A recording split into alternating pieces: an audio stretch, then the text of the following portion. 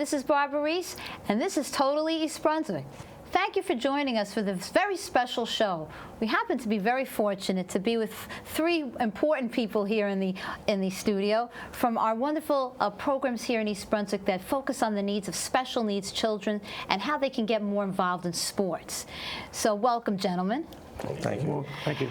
And let's start with you, Anthony. Tell us a little bit about how you got involved in the Top Soccer program. Well, I got involved initially. My wife actually started with our son. He originally was playing the buddy soccer program in Old Bridge because the East Brunswick soccer did not exist yet, the Top Soccer program.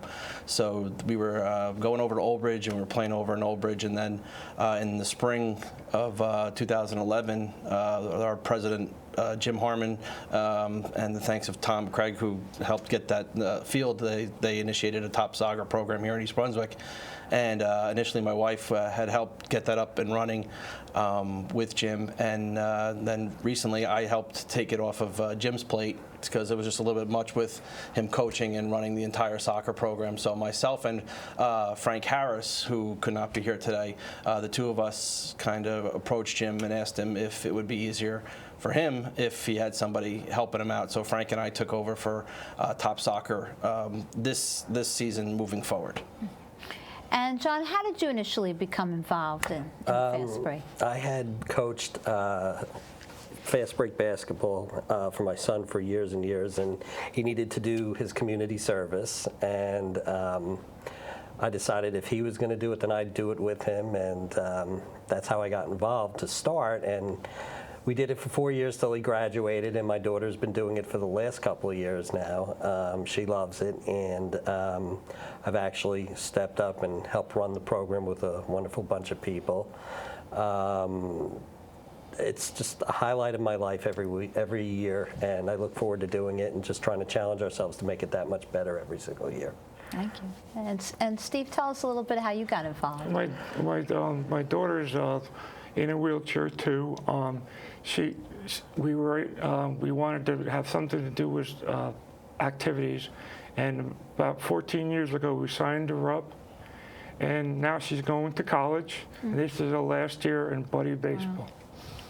So it's been a good run. Yes.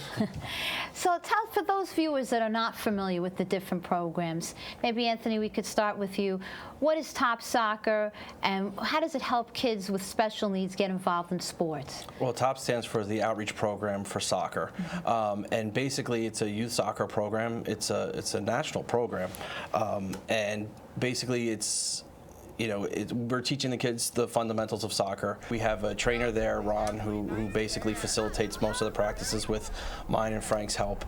And basically each player has a buddy, in some cases two, when we're fortunate enough to have that many buddies. Sometimes it's one-on-one with a buddy, sometimes, like I said, it's with two. And basically we teach them the fundamentals of soccer, helping them with dribbling and stretching and all that kind of stuff. So it's been pretty rewarding so far, and the kids have seen that we've seen start from in just 3 seasons some dramatic improvement in their skills for soccer. Looks exciting. And John, tell us similarly, how does it work for basketball? Basketball, as far as the kids that participate, they're buddies and children with special needs, and actually the ages range from anywhere from 5-year-old up to 30 years old. And they're from all different towns, primarily East Brunswick, but we will take anybody from anywhere because we just want them there. Our pals are the kids that assist. They can be anywhere from junior high school, 13 years and up. They can be adults helping. There again, we'll never turn away anybody. As far as the whole program is concerned, we typically have about 70 children and young adults with special needs, and probably about 100 or so, maybe 120 pals that actually assist every week, and we really, really appreciate that, and we think everybody gets something great out of this. The pals really get humbled, and they really understand what life is about after really seeing life on the other side of the spectrum, and the kids with the special needs and young adults with special needs learn there's no boundaries. We challenge them to just keep doing better, and we've taken a lot of basketball exercises that I've incorporated in the years with my son playing, and modifying them to challenge the kids to be able to do things of that nature, and they've just become unbelievable players in the last couple of years. Very proud of them all. Mm-hmm. And Steve? The buddy baseball is, we have 50 buddies, and then we have about maybe 30 pals, because the senior league, we have a junior league and a senior league that has, the senior league can play, both of them can play baseball without any pals, because they know what they're doing. And then the only people that are in usually with a pal is a person in a wheelchair. And it's the field, and then you see the progress from the buddies and the pals, and a lot of times the pals will go through 4 years with the same buddy, and they love it because they're improved so much, the kids, and they're loving it. Now, on that note, you talk about how they improve. What are some of the skills, John, that you see, from the beginning of the season to the end of the season that they acquire? One of the things that I actually, and it's not even from a physical standpoint, is the emotional and I guess the friendship level really grows with the pal that they bond with. And some of these pals will be with their buddy for years, and it's just an unbelievable emotional attachment. And the kids look forward to seeing each other on both sides of the spectrum. From the physical standpoint, we have taken children that were not able to focus, or not able to dribble a basketball, or not able to move their arms or legs, and really we will dribble for them. We'll shoot with them. They put their hands on the ball. We get them to focus. We have a lot of kids with all sorts of special needs, and they're able to really kind of adapt to what we're doing, and it's just amazing seeing some of them being able to overcome the physical challenges. It's great for interacting with all the other kids, that it does bring out a better part of the personality that might have been hidden and not wanted to come out, and it's just a great interaction between everybody there. So. And Anthony, I remember being on the field, and a lot of the pals were saying how it was such a wonderful experience for them as well. In soccer, do you find that a lot of the teenagers are saying it's very rewarding for them as well? Yeah, absolutely. I mean, a lot from the buddies' perspective, they come in and they really don't know what to expect, like John was saying first, and then they kind of see what the other side of the spectrum was, and what how fortunate they really are, and I think that's kind of humbles them and makes them come back every week, and you can never really have too many buddies, or you can never really undervalue the value of a buddy, but you watch them and you watch their interaction with the kids, and you just see how my son, he won't go with any other buddy than his buddy. You know what I mean? And we've only been around for about a year and a half, so we don't have some of the relationships that these guys have had much longer. But you see the mutual growth between both the buddy and the player, and both on a relationship level and an emotional level. So it's really nice. I mean, it's really nice to watch and to see how these, we have some of them that the players will sit there and wait to see their buddy walk through the door.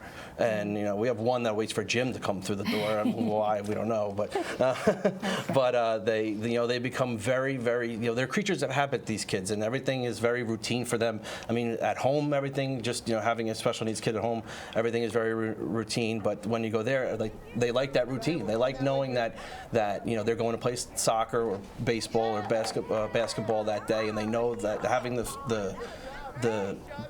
security of knowing that their buddy's going to be there for them, and having that relationship. And then also too, the buddy knows the limits and the skills of the player. So this way they know, hey, okay, I know you can do that. So and because sometimes the child doesn't want to do certain things, but the buddy starts to learn that, they could push the child a little bit. At first they might be a little like, well, they don't know their boundaries, but then they start to learn that, and that could be a skill moving forward for them. Once they've left our programs, moving on later in life, dealing with, either at college or, the job site of working with people with special needs. I mean, I think that's a trait that these buddies can learn, or not a trait, but a character, a value that our buddies can learn and really help them later in life to really understand other people's positions and point of views. It just builds great teamwork on top of it. It's something that they may not have been ever accustomed to before, and it puts them into a different position now where, hey, we're all part of something, and I just think it brings out the best in everybody. Steve, do you notice that also in buddy ball? Yes, yeah. In baseball, you'll take the first couple weeks, you'll see them not be able to hit or run as fast or listen to the coach like the juniors, or it's tremendous because the pal will say, do this, and they said, okay, we'll go out to the right field, and most of the time they'll just run after the pal, and then they improve so much from the beginning to the end. And it's wonderful. The pals are so wonderful for the buddies, and a lot of the mothers and fathers that go there can't believe what their kids are doing, the buddies are doing. So, Yeah, so you mentioned the parents. Have you noticed the parents, what's their feedback to you about the progress of their children? It's unbelievable. They're all saying, we're going to go play regular baseball tonight or in the afternoon, and they come and play, and they're happy, and they look forward to it every weekend. Mm-hmm. Most parents just like to see their kids engaged in doing the physical activity and the sport, and it kind of gives even for myself, a sense of normalcy in a difficult situation, and you sit and you watch your son. I mean, I know for my son, he barely could dribble when he first started. Now, and he's running and kicking. It sounds something so simple, and most of my other son, you take it for granted because he can do it with little or no effort. Where it took my son, almost 3 seasons to get to that level. So as from a not only a parent's and a coach's point of view, it's really nice to watch and nice to see that development. So It's a beautiful accomplishment. And do you see that also with your parents getting a lot of positive feedback? I see a lot of great things with the parents in basketball for sure, and other sports. I think there's so many kids that are in all 3 programs, and the parents, what's really nice is the parents can help participate, or they don't have to participate, because sometimes it is hard with a child with special needs that it may be almost a 24/7. This gives them a little bit of a break, and they're free to help. They can do whatever they want, and I just, seeing the parents' faces of when their kids are dribbling a basketball or getting a shot, Or make a basket. Make a basket or score a goal to see them, to just see their There's nothing joy, like that. Or just to get a hit, to go around the bases. Right, things that they, that we all take for granted, that, it's just a huge accomplishment and joy, and the kids scoring more every week, and it drives them to do better every week, and I think it's a win-win for the parents too, and they all get to talk among each other and share their stories, and I think a lot of good comes out of it. And plus, the parents will say ideas. How can I get something or do something with my son or daughter, and they'll get ideas from the parents, each of them, and they'll say, "Oh, I didn't ever knew this," or a facility that they can use, or or references. To kind of help each other as well. Absolutely, they all bond. For sure. It's a sense of community, basically. Absolutely. It's like a family. Yeah. I really would say that. Right. So when people come to you and they say, what's the biggest challenge with running this kind of program? For each of you, maybe you could tell us what are some of the 1 or 2 of the top challenges that you face, Anthony? Top challenges is definitely to that the buddies and making sure we have, we can never have enough buddies. As John said, anybody pretty much 13 years and up. We've had college kids come back and do buddies. Be a buddy, even though we'll never turn a buddy away, unless of course they don't fall within the age restriction. But that's always one of the big challenges, and also for us, because we're still starting out, we have about 30 players. We're still trying to build our player base to more of their levels, and they've got obviously years of established players with them, so that but we're getting there, and every year and every day we practically add another player or two. So the good thing is that a lot of our soccer players are basketball players or baseball players, so it's we get the crossbreeding, if you will, from all the sports. But those would probably be the two biggest challenges, would be getting the volume of players and the volume of buddies and the consistency of the buddies. And the good thing is all three organizations are very supportive of each other. It seems so. Yeah. A good camaraderie. Absolutely. Yeah. So Anthony, explain to me, I'm a little confused with the different terminology for soccer for buddy and pal. Well, I guess for us, buddies are our volunteers, are our kids that work with our players. Our players are actually the special needs children that we have registered in the program. The buddies are the individuals that volunteer their time to help our players. Well, thanks for clarifying. No that. problem. We're looking for more buddies and more pals, both of them, all the time. And that's, because if you can get a special needs child to play outside, and they think they're playing basketball, soccer, or even baseball, they think they're in the major leagues. I mean, you should see it when we have nighttime game. But what a difference in how they play, because the lights are on. They think they're in the league, in the majors. And it's exciting. Yeah. It definitely. I think word of mouth is just great in being able to bring people in. We advertise everywhere to try to bring more people in. We keep our fees low. We all try to. And again, it's the challenge of wanting to build the programs and bringing people in and being able to give them. I don't think we ever really have a shortage of help per se. I think it's really that we challenge ourselves to bring more people into the program and reach out much more to. Because all volunteer run all these three programs. Well, one of the big advantages too is that with the buddy system that we have is that the schools are so convenient there, and then not only that is if a buddy is coming from, say, the high school, they could get credit towards their community service hours. So that it makes it mutually and that's the draw beneficial. to pull them in. Yeah, but then they get so much more out of it, and that's what we try to explain to them all. It's great as a draw to pull you in to say you're getting your community service, and it's a little overwhelming to for the first time for the kids coming into the program. You see kids that are 13 that are this big, and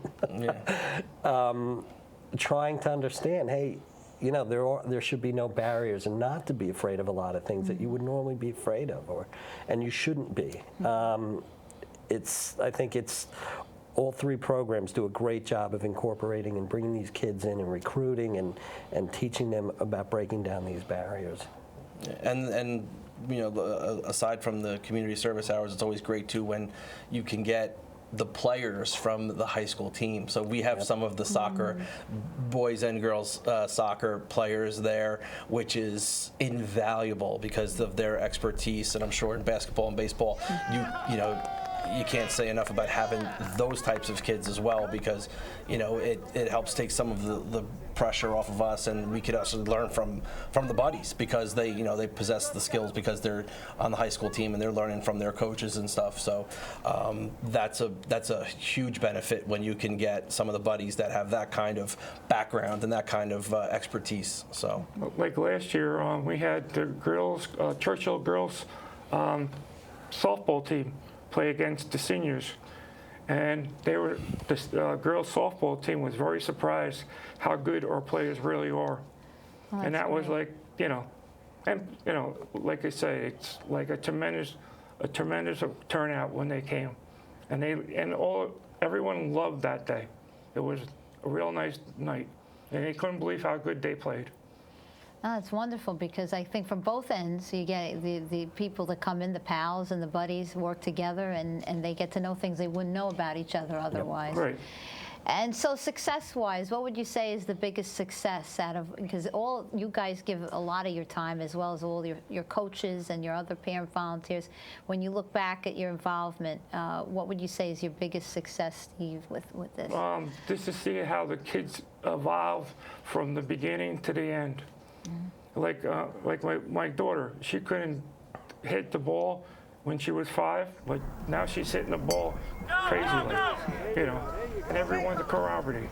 All the buddies are corroborating with the pals, and to see the kids play basketball or baseball or soccer, to see normalcy, you know, see the kids being normal.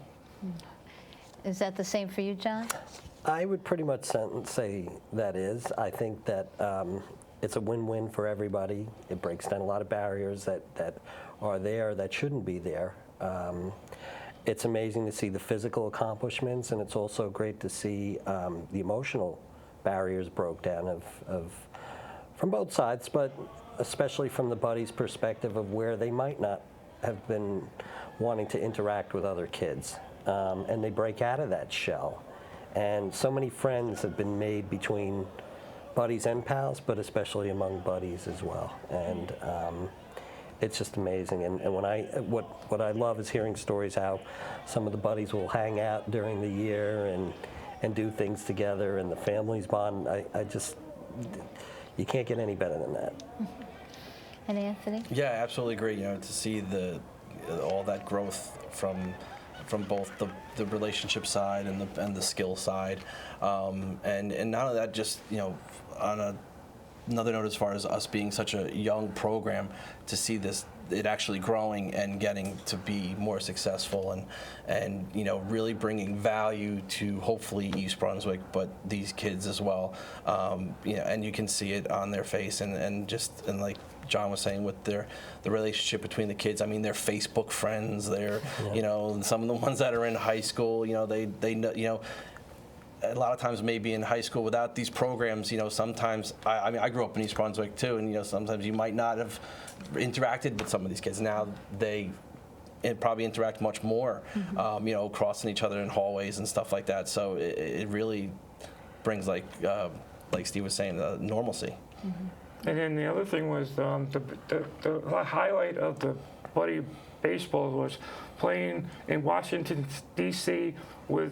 on the president's lawn. We've had two innings. We went and we had 2 innings on the west lawn, and they had an ESPN announcer. They had Cal Ripken Jr. and President Bush there, and then that was unbelievable. And we played another team from a different state. It was 2 innings. It was the kids were like amazed. The parents were amazed. You know. That's an unforgettable experience for anybody. Well, that's wonderful. And now, talking about Facebook and the internet, for those that want to become more involved, whether as a volunteer, whether as a player, how can they get in touch with you guys? So maybe, Anthony, you could start for us. Yeah, no problem. You could just go to EB Soccer and click on the Top Soccer link, and all the information is there. We actually just opened registration for our fall season. The one big change we will have, though, for the fall is that we were a free program.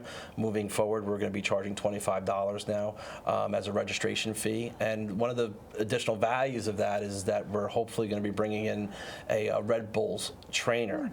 One of the great things that one of our board members, Tom McSpirit, did was bring in a player last week, but moving forward, we're going to have hopefully a Red Bulls trainer there to help with the facilitate some of the practices. Or if they want, they just come down to Heavenly Farms on Saturday mornings at between 9 and 10:30. We're there, and we'll you know, take your information and sign you up on the spot. We will not turn you away. So that's great. That's great. And John?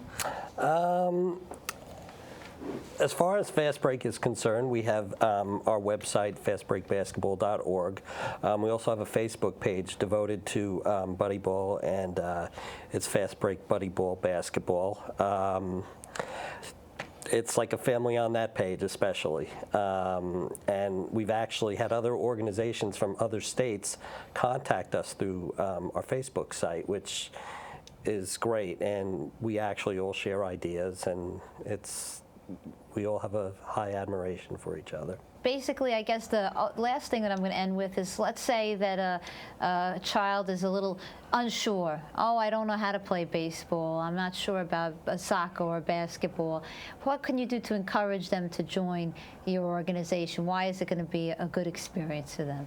Anthony? Well, a lot of the reasons we've already mentioned as far as them, getting bonds with other players, but we have kids of all levels. Just because you're coming down and you're going to be late to the party, let's say, everybody's has different levels. So we still have some kids that come that are still on the beginner's level, and we have some kids that are a little bit more advanced.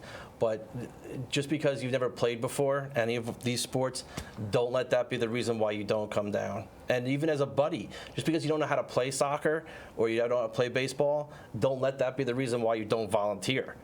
Right. I promise you, you will not be disappointed. Right. And do you find, John, that once they come down, they get more comfortable? They feel great, and we don't expect anybody to come in and play like LeBron James when they come in.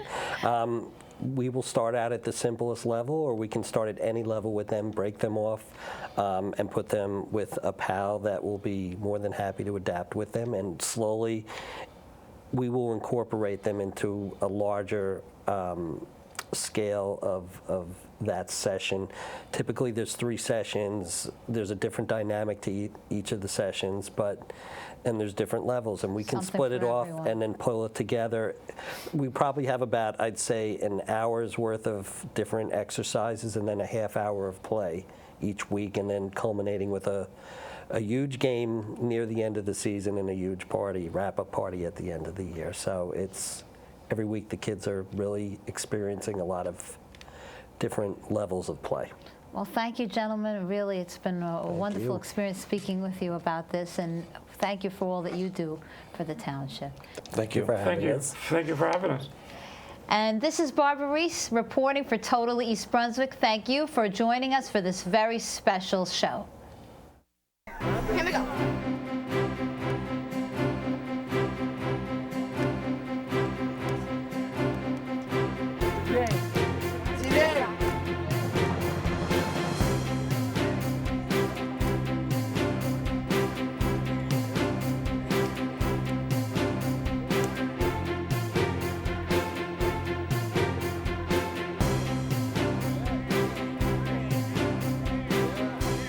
Good game.